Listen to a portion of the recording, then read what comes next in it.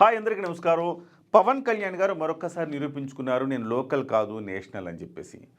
జాతీయ భావజాలం, దేశభక్తి నిండుగా మెండుగా కలిగిన ఒక పొలిటీషియన్ ఎవరైనా భారతదేశంలో ఉన్నారు నిజాయితీగా అంటే అది పవన్ కళ్యాణ్ అని చెప్పాలి. సో భారత మహిళల అందుల క్రికెట్ జట్టు ప్రపంచ స్థాయిలో ప్రపంచ కప్ విజేతగా నిలిచింది. ఆ విజేతల జట్టును అభినందించడానికి ఆయన మంగళగిరికి పిలిపించుకున్నారు. జట్టు కెప్టెన్తో సహా శిక్షకులు అంటే కోచ్లు, ఇతర సహాయక సిబ్బంది అందరినీ పిలిపించుకున్నారు. అందరినీ పిలిపించుకుని ఆయన ప్రత్యేకంగా గౌరవించారనమాట. ఒక్కొక్కళ్లకు శాలువ కప్పి, జ్ఞాపక ఇచ్చి, కొండపల్లి బొమ్మలు ఇచ్చి, అరకు కాఫీ ఇచ్చి, ఇంకా మహిళలందరికీ పట్టు చీరలు పెట్టారు. వీటితో పాటుగా ఒక్కొక్క మహిళకు ఒక్కొక్క క్రీడాకారిణికి 5 లక్షల రూపాయల బహుమతిని అందజేశారు. అలాగే సహాయకులు ఎవరైతే ఉన్నారో వాళ్ళందరికీ కూడా 2 లక్షల రూపాయల బహుమతిని అందజేయడం జరిగింది. సో అంటే మహిళల క్రికెట్ జట్టు మామూలుగా మనం విజేతగా నిలిస్తే ఎంత హడావిడి చేశాం, కానీ అంద మహిళలు ఇలాంటి ప్రపంచ కప్ గెలిచినప్పుడు మాత్రం అంత హడావిడి ఎక్కడా లేదు. సో బహుశా అంటే సహజంగానే అంత ఫోకస్ ఉండదు. అందుకే ఆయన అనుకున్నారు, వీళ్ళకి ఫోకస్లోకి తీసుకురావాలనుకున్నారేమో, వాళ్ళందరినీ ఇక్కడికి తీసుకొచ్చారు. తను ఇక్కడికి తీసుకొచ్చి ఆయన వాళ్ళని గౌరవించుకున్నారు. అలాగే ప్రధానంగా కొండపల్లి బొమ్మలు.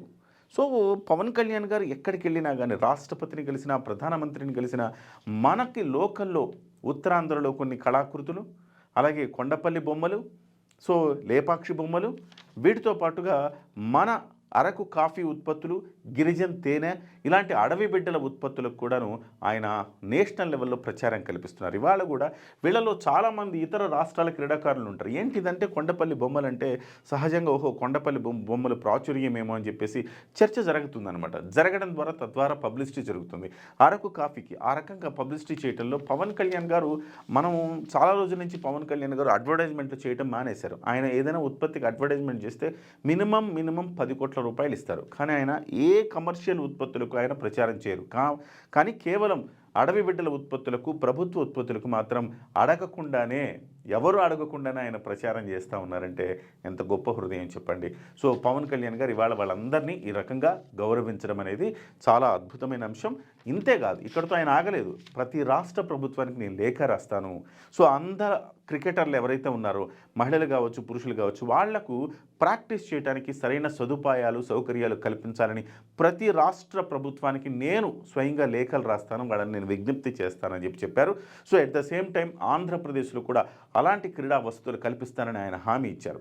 ఎస్పెషల్లీ కొంతమంది ఇక్కడ ఇద్దరు మహిళా క్రికెటర్లు ఉన్నారు. వీళ్ళలో ఆ ఇద్దరు మహిళా క్రికెటర్లు ఏంటంటే, ఒకళ్ళేమో దీపిక, జట్టు కెప్టెన్, మన ఆంధ్ర అమ్మాయి. అలాగే పాంగి కరుణాకుమారి కూడా మన ఆంధ్ర అమ్మాయి. ఒకళ్ళేమో అల్లూరు సీతారామరాజు జిల్లా, మరొకరేమో శ్రీ సత్యసాయి జిల్లా.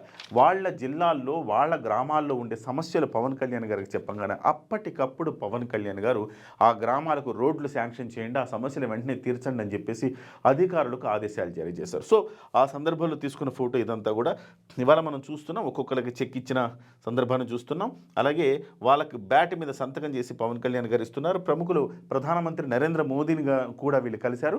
ఆ తర్వాత పవన్ కళ్యాణ్ గారిని కలిశారు. ఇట్లా ప్రముఖులను కలిసినప్పుడు సో ఆయన సంతకాలు చేసి ఆ బ్యాట్ మీద సంతకాలు కూడా చేస్తూ ఉన్నారు.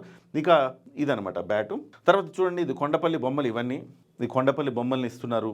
సో అరకు కాఫీ ఉత్పత్తులు, ఈ రకంగా ప్రతిదీ ఆయన అంటే ఇక్కడ స్వామి కార్యం స్వకార్యం. ఒకవైపు అందుల క్రికెట్ జట్టుకి ఆయన ప్రయోజనాలు చేకూరుస్తూనే, మరోవైపు నేషనల్ లెవెల్లో మన ఉత్పత్తులకు ప్రచారం కల్పిస్తూ, అలాగే నేషనల్ లెవెల్లో వాళ్ళకి సౌకర్యాలు ప్రతి రాష్ట్రానికి కావాలని చెప్పేసి చెబుతూ, సో ఇక్కడ మన క్రీడాకారుల గ్రామాలకు సంబంధించిన రోడ్లు అంటే ఒకే కార్యక్రమం ద్వారా 4-5 మంచి పనులు జరిగేలా పవన్ కళ్యాణ్ గారు చూసుకున్నారు.